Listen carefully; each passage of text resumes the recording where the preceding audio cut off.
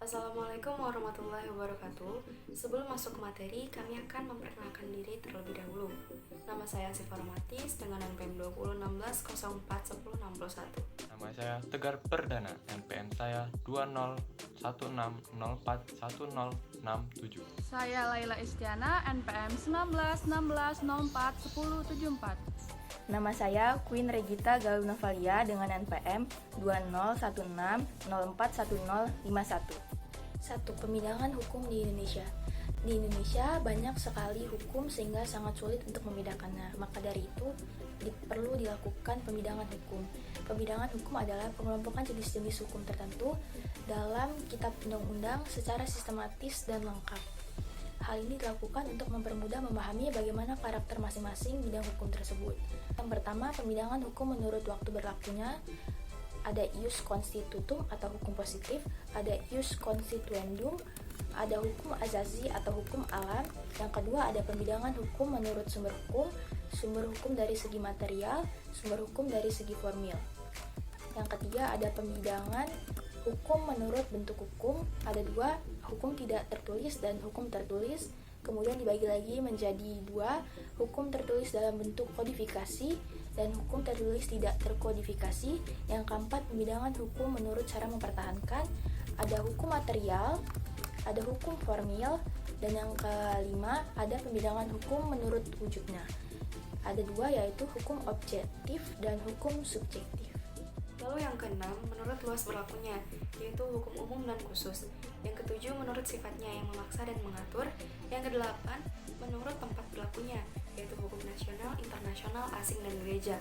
Yang kesembilan, menurut isinya, yaitu hukum privat dan publik. Hukum publik ini terdiri dari hukum tata negara, administrasi negara, pidana, internasional, dan publik internasional. Hukum internasional itu mengatur hubungan warga negara dengan warga negara lain, sedangkan hukum publik internasional mengatur hubungan suatu negara dengan negara lain. Dan yang terakhir adalah menurut cara pembuatannya.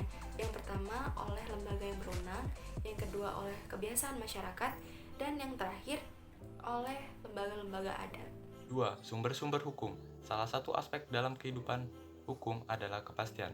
Artinya, hukum berhendak untuk menciptakan kepastian dalam hubungan antara orang dalam masyarakat.